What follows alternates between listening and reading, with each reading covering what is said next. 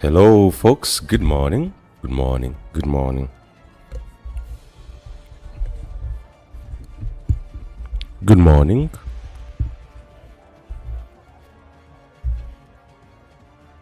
Hello, good morning, good morning, good morning, good morning. Good morning. Abali ku UgandaEyenkya, good morning, good morning. Obera nga owulira eddoboozi lino, you can easily tap me on ombuulire how you feel. You can tell me good morning as well. Obera nga owuliriza eddoboozi bino, just tell me you can hear this loud and clear. Good morning. Okay, kale. Mbaniriza nnyo olunaku luno olwaleero. Just a week left now. 7 days. We've been counting years, months, Okay, weeks. Now it's just a week. 7 days left to the general pause. Kale. Lwaliro sigadde ennaku 7 zokka okubeera nga twolekera akalulu oba nga tukuba akalulu ka bonna ak'omwaka 2026 ennaku zomwe zijja kuba 15 omwezi guno gwennyini gwe tulimu. Kale, just 7 days left. Kansubire mwena muli bulungi. Mwasize mutya, mwasiibye mutya, time zone zaawukana. It's my pleasure to have you as my beautiful audience yet again here today. This 8th day of January 2026. Leero sina tanga twister bannange. Mukama yebazibwe. Leero sina tanga twister ya 2025 getting used. Well, today President Robert Kyagulanyi Ssentamu yaleta Kanungu saako ne Mbarara. The last time when Mbarara impasse happened. Mujjukira ebyaliyo. I need to remind you some images are traumatizing. Well, tujja kulaba binaasoboka okubeera nga bikolebwa naye kale mbaaniriza nnyo. It's a good morning right here in Uganda East African time. Dakiika esigadde 2 zokka okubeera nga twolekera essaawa ey'okutaano oba ey'ettaano wano mu ggwanga Uganda yonna gy'osinzira okubeera nga ogobera omukutu gwa Uganda Eyenkya. Mbaaniriza nnyo basawo ne bannyabo mwenna abagobera omukutu guno. Bw'obeera ng'oli mugoberezi wange omujja ngusaba bambi kindly do subscribe to this greatest channel, to this greatest family ya Uganda Eyenkya. Basawo ne bannyabo tugende butereevu nnyo mu maaso okubeera nga ate tukwatagana okubeera nga tukuza family eno. Twatandika ddala ne subscriber nga tewali natandika nze atandise family nga ndi omu bwe nti wannamunigira gye bigweredde. Olwaleero tuwezezza abagoberezi wabandaba 19,000 tugenda mu 12,000. A whooping. Wow, the family is growing and actually this is overwhelming. Yeah, it's at times ebigambo bimbula. Speed gye mukulirako y'amaanyi nnyo, gye mwegattira ku Uganda Eyenkya banange y'amaanyi nnyo. Tetulina byakulya nti bane tubasuubiza tugende mujje ku mukutu gwa Uganda Eyenkya buli subscribe ngenda kuvaawo n'omugaati oba n'eggaati eddene. Tubasuubiza information ate era mbeebaliza ddala olw'ensonga nti credibility gye tutunda ku mukutu gwa Uganda Eyenkya, it's what brings you right here every time we upload and every time we go live. Nga bwe twabategeeza nti 29 September tujja kubeera nga tubaweereza campaign trail ya Robert Kyagulanyi Ssentamu president paka bweneggwa. Tumisinzeemu lunaku ate n'olunaku lwe twamisingamu lunnuma mumanyi we nafiiringamu. But I think the promissory note I signed with you nga tewali yadde andaba tewali annengedde nabibasuubiza nti tujja kubeera nga tubaweereza butereevu campaign trail ya Honorable Robert Kyagulanyi Ssentamu. Amazima gali nti tukikoze era tusigazza kati ennaku 7. Twatandika mwezi gwa September nga 29 campaigns zino zaatandika. Here we are yet again today with just a week left. That's a milestone actually. Bingi ebituukiddwako. Campaign zaatandika ku note eyali erabika nga mwana tu eri peaceful. Buli omu ng'agamba ekintu kino nno ntera okukyogera mu ggwanga Uganda. Ironies teziggwayo oba ebyewuunyisa tebiggwayo, ebintu ebiri ku kifuula nnenge mu ggwanga Uganda twebuuza ne tugamba what is happening? When justice is not delayed, when justice is not denied, we are like, what is the system planning for us? Okategeera ako nti n'ogenda mu kkooti ne basala omusango gw'ettaka mu mwezi gumu noga omulamuzi ono alyawa ono sikada ono naye baguwe Simon Peter Kinobe. Aya era bwe bakuwa omulamuzi nga ye Simon Peter Kinobe ye yaliko president wa Uganda Law Society naye gye byaggwera ng'awaana sisitiimu bamugonnomolako ogufo. bwe bakubeera nga bakuwadde omulamuzi Musa Sekaana ayi Yesu nombyogera nako nkome naawo oba sigwako mu maaso gaabwe lumu ayya. But what I'm trying to stress, my point is, when justice is not delayed in Uganda, fenna twewunya ne tugamba yiyi, can it happen? No. I can't accept that. No. Charles Mutegi. You've served justice. I can't accept that. Kati bwe tulabanga mwana tu akalulu katandikidde ku pace ya mirembe navaano nembaganaga mwe ba blood sibitegeera bino biki bakusemazinga ya Afrika tekibangawo. Olaba ne Tanzania chama cha mapinduzi eri gye yeegirisiza gye twali tulowooza nti akalembeekereza aka demokrasiya gye kali eddembe ly'obuntu liweebwako ekitiibwa, abantu baweebwa obudde ne boogera, abantu baweebwa obudde ne baparticipatinga mu byobufuzi by'eggwanga eryo. Tindu Lissu wetwogera olwaleero, Tindu Lissu leader of opposition oweeyo, Tindu Lissu kibiina kyabwe bakiyita tinvudde n'omutwe, oh my god. Naye Tindu Lissu ye BobiWine weeyo. Samia Suluhu omwaka oguwedde gonna yagumumazaako mu nkomi. Aba ayolekera akalulu bw'ati n'agamba musajja ono bw'abeera mukaguli nga oba bw'abeera mu nkomyo ng'akyali munda.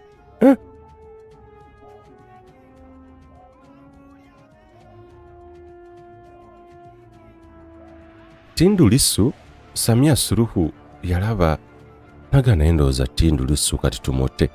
Tindu Lissu n'agamba ng'ani ava mu kkomera ng'akalulu ka wiiki ejja. N'abigaana naga mundeke nkyali mu kkomera. Wali olabyeko omusibe gwe bata n'agamba nti nkyali mu kkomera. Wali olabyeko embuzi ng'obadde ogisibidde ku nkondo.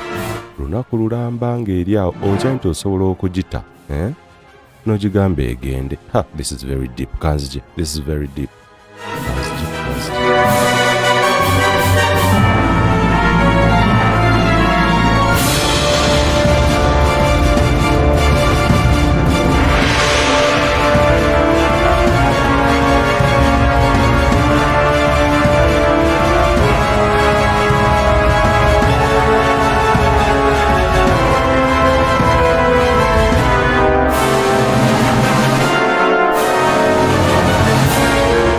Kale akyali ku Uganda Eyenkya nkwebaza webale subscribinga wasobodde kwera subscribinga tana subscribinga ng'oli mugoberezi waffe omujja. Please consider subscribing, like and share. Obeera nga mwana tu oli mupya wano nkusaba ogabana obubaka buno tolina tteeka ly'obeera omenye, gabana mu WhatsApp groups ne Facebook groups ate na buli wamu wetukkiriza nti osogisharinga n'oba ogikwata n'ogiteekako X formerly Twitter oba tolina musango gwonna gw'omenye osobola okubugabana obubaka ate n'oteekako ne comment. The opinion question is coming just in a short while. Kale mwebale kusaako Uganda Eyenkya. Kati mbadde nkyakugamba nti mu Africa ebintu tubiraba kifuula nnenge. When the right is done tugamba yiyi. No, that can't happen. Obukulembeze bwonna okusemazinga wa Africa bwe bakola ekituufu tugamba no, that can't happen. Obukulembeze bwe bukola ekikyamu tugamba we are used. Ekyo kituufu kye bakoze. Okitegedde? Mbadde nkugamba Samia Suluhu owe Tanzania nti Tanzania bali badde limu kwaga mawanga ku East Africa oba mu community yaffe eno nga yes demokrasiya ne Kenya banene babaddeko oko n'akalembeekereza gamazima babadde n'akalembeekereza. Ekibiina ekiri eyo ekiri mu buyinza ekyegiriisa ye kyama kya mapinduzi tukimanyi era kize kireeta abakulembeze ab'enjawulo era ne internal democracy. Oyinza okugamba nti si ye waffe wano ow'ekibiina ki National Resistance Movement kyama kya mapinduzi no tebalina solo candidate okuleka nga omulundi guno Samia Suluhu ebintu abikutte mu ngene tugamba kati ye ya Africa. Okitegedde luli tubadde tujajinga Tanzania nga tugamba no bali kuki olaba ne Kenya ebadde esuumuukidde ddala mu demokrasiya nga sebo bazanya ebyobufuzi ne tugamba yi bano babala kaki nera nga butuuka mu kalulu olabya ddala that is the African setting. I'm just talking about African elections. Kakati waliwo ensi ze tubadde tukkiriza nti eyo democracy yatambudde. South Africa, Ghana, eyo Ghana sinza giteka mu tuluba lino. South Africa kanji jem. Yo Ghana Nana Akufo Addo, aba abasajja waggulu awo yo Ghana eri mu liigi yaayo. Yo Ghana ekyaliko mu liigi yaayo. Ewa Salefu eno ewa Johnson Liberia bwe yaliyo ku byaliyoko ebirembe akalembe ekiriza nange. What happened to African elections? Kale kankuze wano Kenya. Kati yo Kenya tujjukire byalo ne 2007. Aya. Eri yasukka ku massacre. I'll find a better one. Naye ate eyo ebyenjawulo omulamuzi saawa yonna akati yemula. Tujjukira omulamuzi Maraga bye yakola n'agamba okwo tekwabadde kulonda mwe bakyalimu. IEBC IEBC damotegeka okulonda. That wasn't a free and fair election. Omulamuzi wa kooti enkulu okukola ekintu ekyo b'ensukkulu mu ggwanga Uganda n'agamba nti Electoral Commission kubeeri bagita the Independent Electoral Boundary Commission mu ggwanga erya Kenya IEBC. Kaakati omulamuzi oba ssaabalamuzi ye Maraga yali Maraga wakati aliwo ye Konde. Maraga yavaayo n'akola ekintu ku ssemazinga wa Africa ekitakoleka. Eyo nno nayo yali test of democracy. The litmus paper indeed. Ekwolo teyaturninga red. Walai yali white. Oh, everything was clear. Maraga yagamba n'abagamba no. Uhuru Kenyatta ne banno bye mukoze Raila Odinga omugenzi kati ne byonna ne IEBC bye mukoze gano manyanga akalulu mukaddemu tekabadde kamazima na bwenkanya n'abazaayo. Bwe baakaddamu era yaddamu n'abaga nti for the sake of resources nokola kutya naye era nga kyategeerekeka nti nekebaddamu okutegeka tekaali kamazima na bwenkanya yali akabazzaamu. Aya mama nyama ne baleeta konde kirabika agwa ku gundi ya musajja ogundi wa kyala wa gundi nsigambye nti mukyala we nekyo nti konde ebintu bye abo mu court justice or judicial system eyo Kenya eyinza okubeera eyasina kubeera eyo yeetuliko mu maaso ddala tukkirize. Kaakati Tanzania eno mu interparty democracy actually internal democracy wa chama cha mapinduzi kuba yebibiina byayo naye okwetaaya tebyetaaya bulungi. Tindu Lissu mbadde nkunyumiza ekyembuzi. Tindu Lissu yali mu kkomera okumala omwaka gwonna yagumalako omwaka ogwedde mu kkomera. Nkuwa omuzimu ogwalya oba ogwayingira mu bululu bwa ssemazinga wa Africa tuyinza okiyita the curse eyakuba ebyokulonda bya ssemazinga wa Africa. What happened? Munange Tindu Lissu ng'embuzi bagisumululira omugwa bagigamba munange genda olulire. Tindu Lissu yagamba ani gwe mutanga akalulu kanaatera anize. Of course they were on the verge of holding an election. Naye Samia Suluhu ne chama cha mapinduzi balaba ne bagamba abakulu bano abali mu kkomera opposition eno kuba bonna ba candidate abali bamwesimbyeko yabakuba mu nkomyo. Style ya Uganda tewali njawulo, copy and paste. Tewali njawulo omusomesayo akatiba keekamu. Haji wange Haji Muhammad Kizito Kalole yanga bobo yagala okumanya okufuna ekitabo How to Destroy a Nation. Janguiwa mukwano gwe Yoweri Kaguta Museveni. How to Destroy a Nation n'olubaawo ajjayo. Kakati kirabika Samia Suluhu yalaba ebigambo ebyo agamba ate akakyali kiki. Naye mbadde kugamba nti wali olabyeko embuzi nga obadde ogisibidde awantu awo esiibyewo omusana gujookyeza enkuba egikubye. Embuzi yatebwa ekubwako enkuba. This is the message now. embuzi eyo bwekubwako enkuba tekikkiriza nti ddala kituufu enkuba ekedde.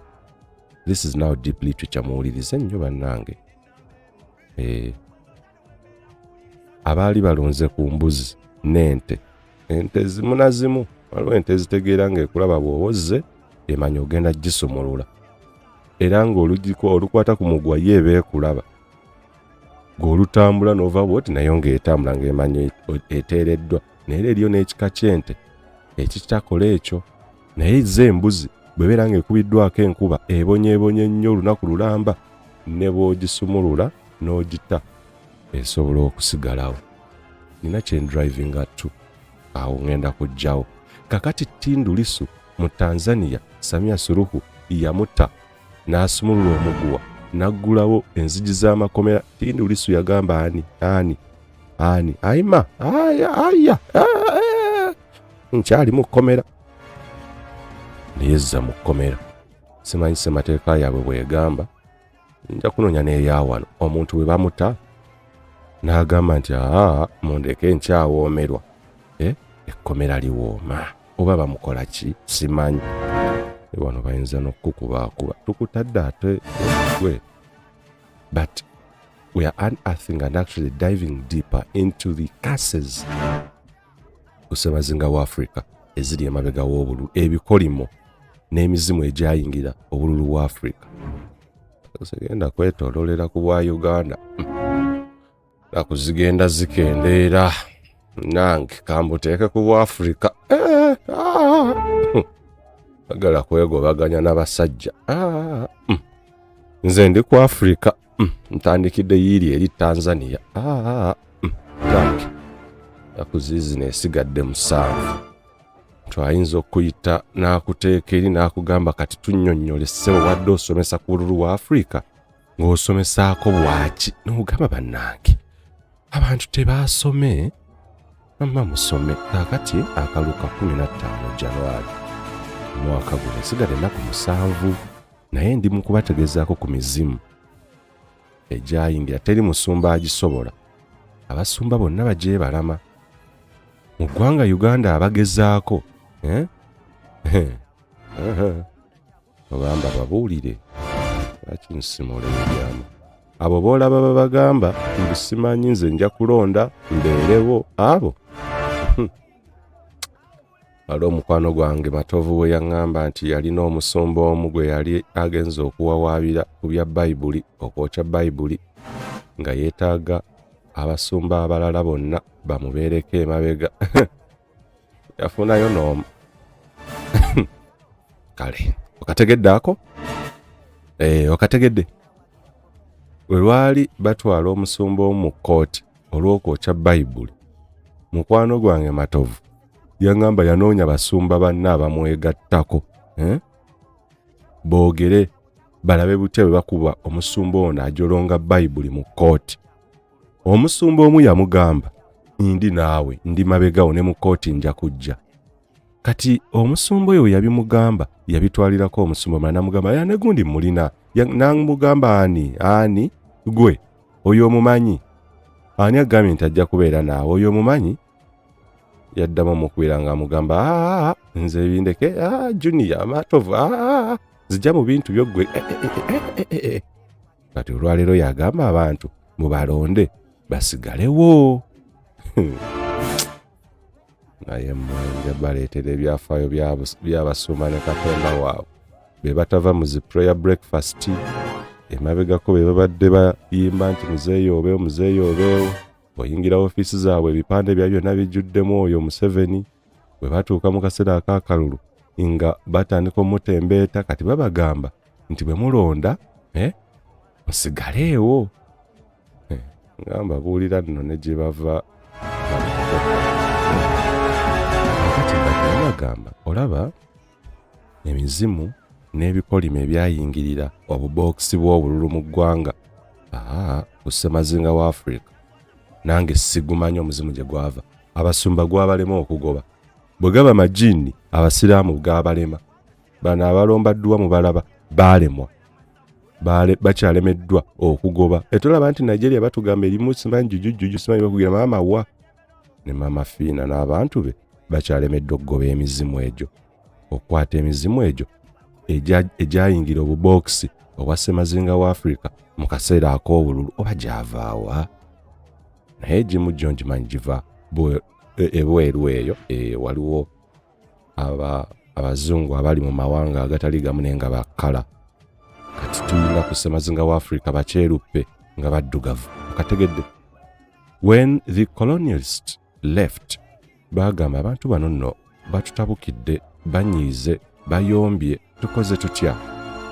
Ne bajjawo kkala, ne baleeta face masks, ne beesiiga langi eya black. Baagala baddugavu bannaabwe.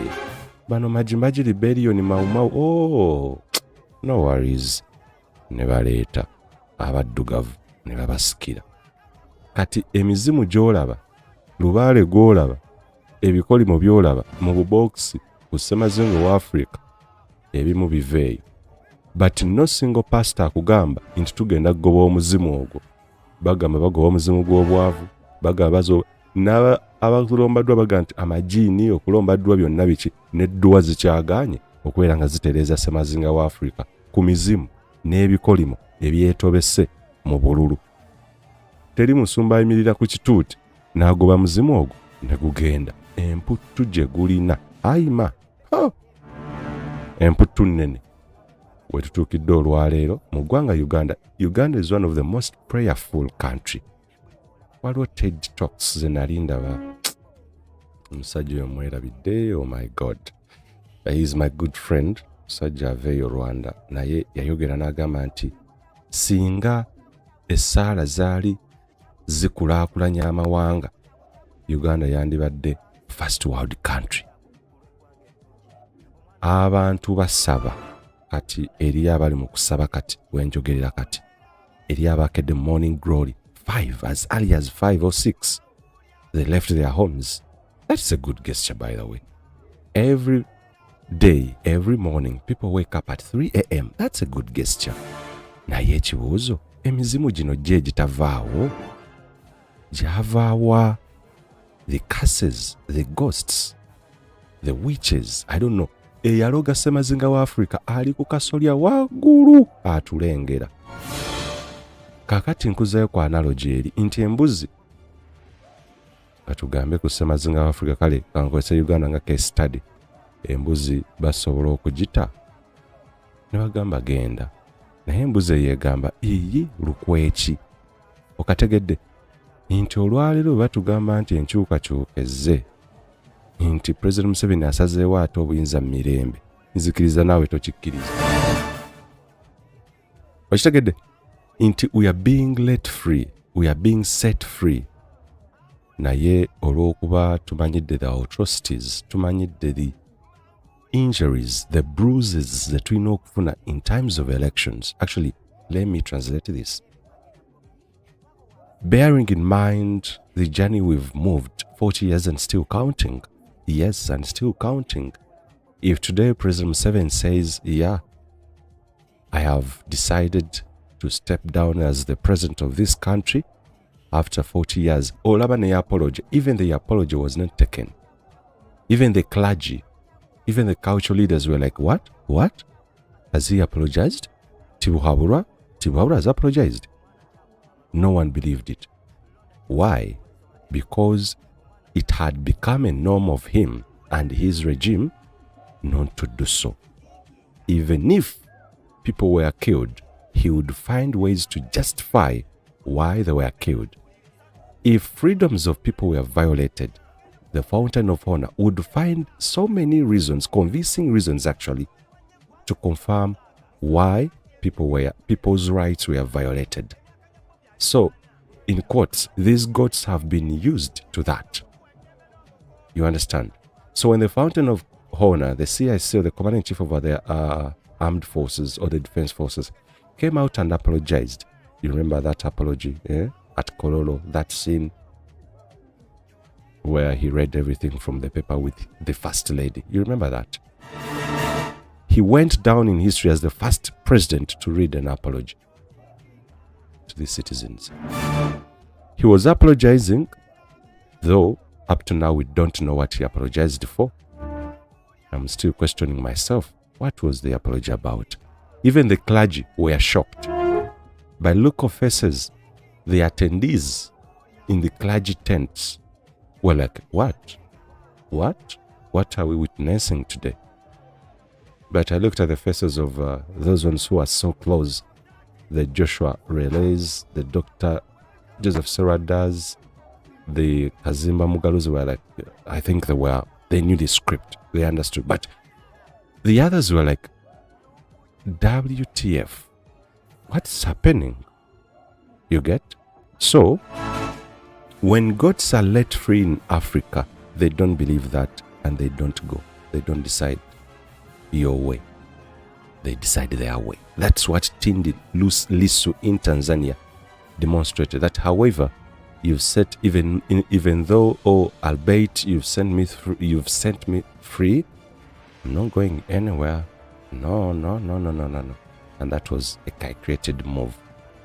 So, if President Museveni today decides that, ladies and gentlemen, whenever, okay, let me just preempt, it's a presser. Oh, yeah, it's a presser. It can be a presser. He has called for a presser anywhere, State House or Kololo. Ladies and gentlemen, I address you here today.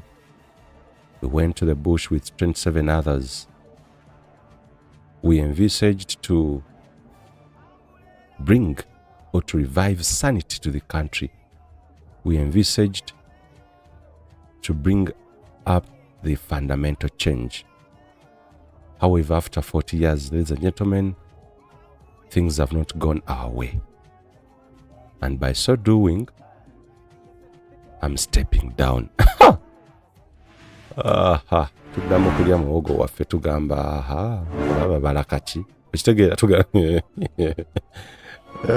gundi gwejjawo katemba okitegeera nti we've been made to believe and accept the unbelievable.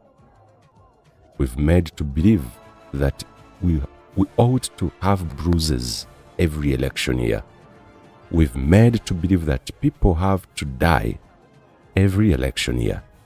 We've made to believe that elections are violent. So when they started on a very peaceful note, even me, I questioned the system. I was like, are they going to do this?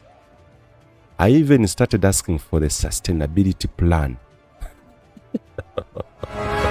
How sustainable is that? How are they going to sustain a peaceful election in Africa? Because I know the curses still existed. The ghosts, they were still with us. I was like, no. How are they going to do this? Kati tujje Mbarara. Njogera ebigambo bino olwe Mbarara. Era ba presidential candidate abamu batandise okudda awamu gye bataakuba bulungi. Kati jjukira Mbarara ebuzibu era Robert Chagulanyi Center gye yali ayolekera mu gundi eyo gye baba bakwatira. Those were ugly images, man. Abakyala abamu ne baba undressinga. You remember, sijja bizza. I'm not sigenda bikomyawo ku camera. I'm not bringing them back, but you remember. You still have those footages. Even you still have those in your minds, man. Sigenda bizza ku camera. Okitegeera. Kakati okujja njoge n'ebigambo bino, I had to play a song that would calm me down. Olwa siini zendaba mu bwongo ne mutwe zensuubira nti bwe zita happening leero tugenda gamba yii nedda naawe si bwe tutyo bwe tukola ku Africa. Mu Africa tulina akatiba ketumanyidde nti annange akaluuka badde ka mazima na bwenkanya. Olwaleero ne balangira Robert Chagulanyi Center amazima waliwo n'abayinza okugamba teeka baamuteekateeka. Okitegeera olw'okuba tubadde mu busibe, olw'okuba tubadde mu buwambe kusemazinga wa Africa ebbanga lyonna ne tugetinga used enkondo ze baatusibako tutuuse okubeera nga twagala okuzezzaako. Bino nno by'abantu nno bategeera, by'abantu bawuliriza, mwabakyamuukirira ababuukabuuka. Olwaleero oyinza okugira ng'ogendako ku live endala. Okitegeera kaakati nkugamba nti wetwolekera mu maaso wano abakulu nkulaga indicators ez'obutiba obutuufu emizimu nti gikyali gyaffe nkulage. Owinyi Dollo ye Ssaabalamuzi w'eggwanga Uganda ayolekedde retirement very soon, naye wabadde wabula omwezi gumu n'ayita abalamuzi bonna abatuuza ne bench eya Supreme Court egenda eyinza okuwuliriza the election petition oba presidential election petition. Kwa presidential election petition ewulirizibwa Supreme Court. Kakati yabayise ekitabangawo mbu bali mu kweteekateeka, they were preparing for another presidential election petition. Akabonero bookalaba, omuzimu ogulaba, ekikolimo okiraba nti yayise abalamuzi bonna, tubadde ne Babat Katulebe nga Chief Justice, yes tubadde n'abangi ba Chief Justice, Justice Ogola, baani bonna tubadde nabo, naye bano ssebo baatudde ye Ssaabalamuzi n'ayita bench bonna abatuula ku Supreme Court kuba yabakulira, n'atandika bayisa mu bateekateeka nti kati wano tukola tuti. Kakati nze ng'asomera ebintu mu bbaasa, Stanley Ndawula atugamba musome ebitawandiikiddwa. Abakulu baakitegedde dda nti bye bakola oba akaluko nake bategesse nabo kenyi tebakeesiga, baatandise okweteekateeka. Akakabonero tokalaba, okalabye lubaala omulaba, emmandu abaanika ogiraba, ekyo kimu, eyo indicate emu. Twabadde tukyali awo, munange eno Nyombi Tembo n'avaayo n'atandika okuga nti bannange aba media temu broadcasting, bannange temukuba live ez'abeekalakaasi. Kakati ate abantu tebannagambako nti bagenda kwekalakaasi, kati ate go stopping otya media bagambeko nti bigenda bbeerawo. Waliwo olugero olw'Africa, African proverb egamba nti bw'olaba ennyumba ekuwooninga ku muliro, weebuuze yategedde ddi nti ekibiriiti kyabuze. Okitegedde? Bw'olaba ennyumba ekuwooninga okukubeerawo kw'omuliro, weebuuza yategedde ddi ennyumba eyo nti tokyalina control mu kibiriiti oba mu bibiriiti. Okitegeera? It's an African proverb. Nti olwaleero akulira UCC Honorable Nyombi Tembo yavuddeyo n'awooninga media yonna oba social media nti baneete mu broadcasting okwekalakaasa. Gwani akugambye nti abantu bagenda kwekalakaasa, waakutegeddeko? Yabadde nti kuba mu communication, these two statements are totally different. In case there are riots, in case there are demonstrations, please, we appeal to you, the media, follow. Okay, today we are following a Press and Journalism Act, following an UCC Act. Yes, but the Press and Journalism Act. Ni act endala actually, ne semateeka. Naye, media ate yo esaka byerabye, oba manufacturing, byerabye byesaka. Ne statement joga nti, singa wabeerawo okwekalakasa abamawulire bane tubakuutira, bannange mu trying mugezeeko. Eyo statement eyawukana. Naye yagambye tetubakkiriza ku broadcasting butereevu ebigenda bbeera mu kwekalakasa. Iye! Wategedde otya? Waliwo gye mwateeseteesa bagenda okategeera? Kati ako kabonero ogwo muzimu ekikolimo kiri awo, the cases ku Ssemazinga wa Africa eyayingira obubookisi. Ete munteekako ebyammwe mbw ate simanyi mbyogerera ndi ku Uganda, ndi ku Ssemazinga wa Africa. Mbatwale mu nsi kyendala. Mbatwale wa Lazarus Chakwera oba mbasooseewa mbatutte Tanzania babadde n'akalulu gye buvuddeko. Eggwanga eddala libadde n'akalulu. Eggwanga eddala libadde n'akalulu ewa Bobi. Ye Bobi yayingira obukulembeze nga Museveni ayambala ngatto. Bobi naye akalulu abannansi beesuula mu jjulume ndi ku bululu bwa Africa, emizimu egyayingira mu bululu bwa Africa. Bobi baamuzuukusa yali teyalina mu byakalulu. Namugamba muzeeyi, congratulations. Yes, upon what? You've been elected as the president. President? Did you say president? Njogera ku Bobi. one of the longest living serving president. Omukulembeze akyali mu bulamu bw'ensi eno akyabuwoomerwa nga aluddeko ku bukulembeze. Y'omu ku abo yakutte ekifo ekisooka ku ssemazinga wa Africa okukalakata banne. Naye akalulu k'omwaka oguwedde, omwaka gwali guggwako ne bategeka akalulu mu Cameroon ye Bobi. Munnange omusajja baamutegeeza nti Your Excellency, congratulations. Nti ate upon what? Nti olw'akalulu k'owangudde. Ate kalulu ki? Nkulaga emizimu ejakkira obubox, ebikolimo ebyakkira obubox, ebyayingira obubox mu ggwanga. Ku ssemazinga wa Africa mundeke. Kuzikeewa. Nazikendeera abasajja tebakyali patience eggwawo. Omuyekera patience lunaku lw'otemya alabya ddala nga otemya na mmundu bannange. Kitegeera buli lw'otemya lwete alabya ddala nga obulamu agenda. Kaakati ebyo bye bigenda mu maaso ku ssemazinga wa Africa. Naye obubonero bwo bweyolese dda. Oli n'akugamba nti igwe avaayo n'ogamba abantu simanyi bwe balonda tebavaawo. Yeggwani noga yeye. Ogwo muzimu.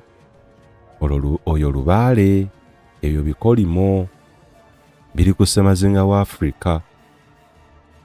Mu ggwanga erimu babadde balonda ku mwaka buli luvannyuma lwa myaka 5 ng'abantu tebabagamba kuva ku polling stations. Waliwo eggwanga liri awo ku ssemazinga wa Africa. Osodinoonyerezaako ku Google. Libadde ligenda mu bululu buli kumpi luvannyuma lwa myaka 5. Naye nga bannansi tebabagamba kuvaawo. Nga bagamba mulonde bannanga nga akiti egamba bulunyo nti mita 2 osobola okutuula oba okuyimirira. Naye eggwanga eryo akulira akakiiko k'ebyokulonda n'akulira amagye n'aduumira amagye CDF w'eggwanga eryo yavuddeyo n'abaga nti bannange after voting go home. Noweebuuza yeewaka eriyo ki kye babagamba bagende.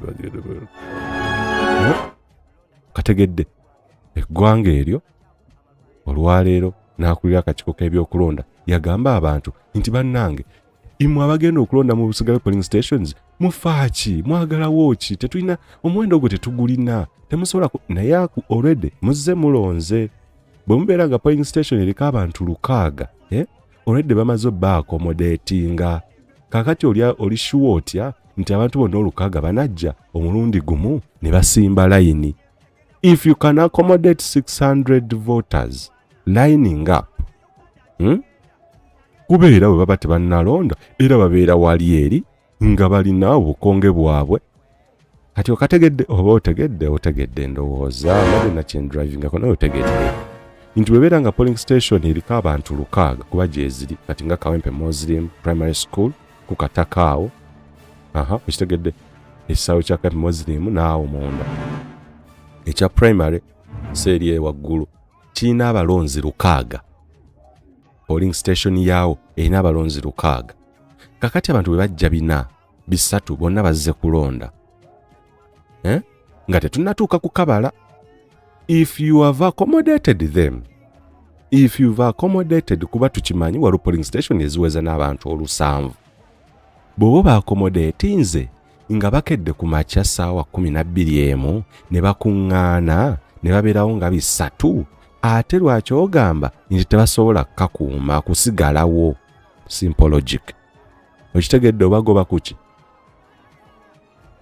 You already know mu register yo nti Kawempe Muslim Primary School erina abalonzi 600 ku polling station eyo tuli mu Lugoba. Kati nkutwalewa ekatwe 1 wezi zonna nzimanyi n'abalonzi ezisinga obungi ng'oggyeko waliwo ezimu eziriko n'ente. Waliwo polling station ezimu Uganda nga zigenda wera ssaawa 5 balonze dda tewali yafa. Polling station yalina abantu 600 bonna balondedde mu budde bazze ewaka bazze n'okulunda ente nga baamalizza dda. Ozimanye ono mukulu gy'alaga olwaleero eyo munda eyitayo eyo munda okitegedde oba ontegedde okategedde okitegedde olwaleero omukulu gy'alaga kati munda eyo polling station ekikyo ennyo Kiruhura Ayi beeri balonda abantu beeri bajjumbira okulonda. Ayi eteba yafa. Okupdatinga national register bonna baabalamu. Beewandiisa bonna ne wataba alwala lunaku lwa kulonda bonna ne bavaayo. They turn up in huge numbers ne bakuba akalulu ku ssaawa 5:06 baba bamaliriza nga bazze n'ewaka. Naye nga polling station eriko abantu bameka? 3. Kitegeera polling station y'emu naye bonna ne balondera mu budde. Obuuma buli obwa biometric ne bukolera mu budde. Naye ate mu Kampala ne bulwawo. Omuzimu ogulaba lubaala omulaba. Olaba ekyalema bannaddiini bonna okugoba. Okimanyi nti waliwo ebikolimo fenna everyone is battling with ebintu ebyenjawulo spiritually. Ne waliwo ebitamala gavaawo na kusaba na kusiiba. Waliwo ebivaawo nga oli yakolimya n'ogenda n'ofukamira n'omwetondera. Banne nno mumpulirize. Listen to me. There are curses in Soma Bible, by the way. Waliwo ebitavaawo na kusaba n'okusiiba.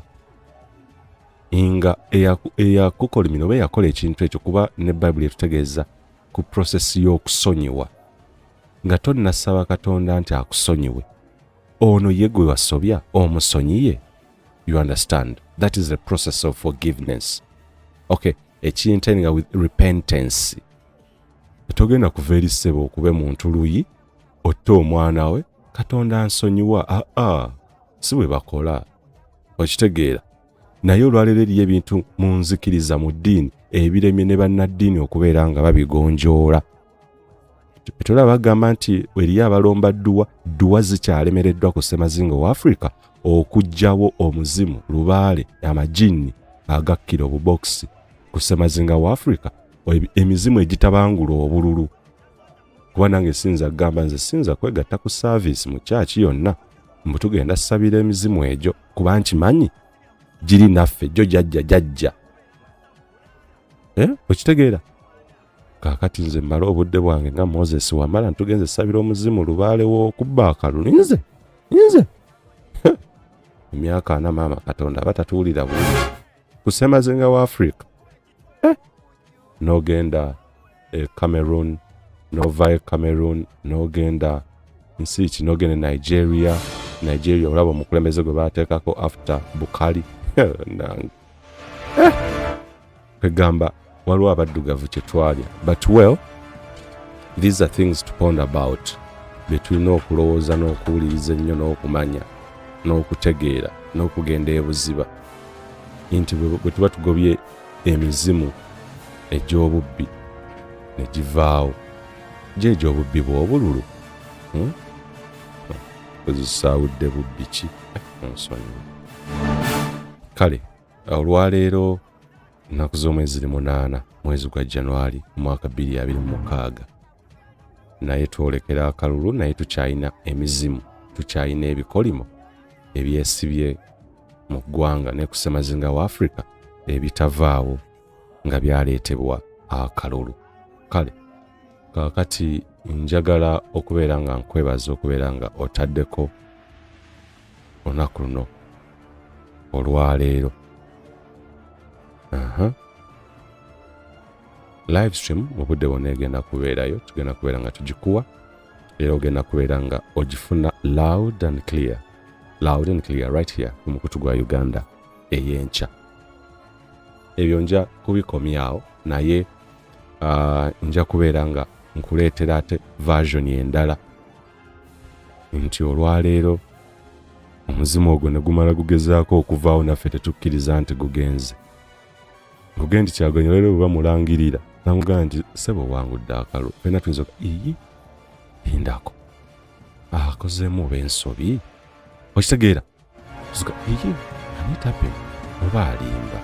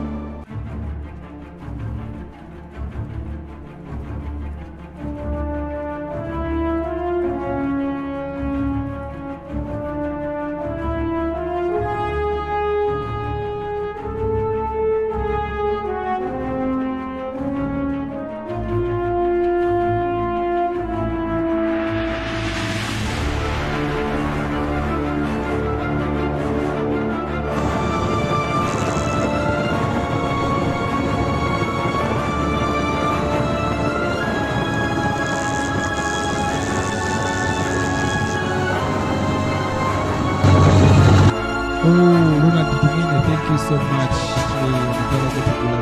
Thank you so much. Mutwala tugula wama webale nnyo balire ddala okutuukiriza ensonga eno webale nnyo.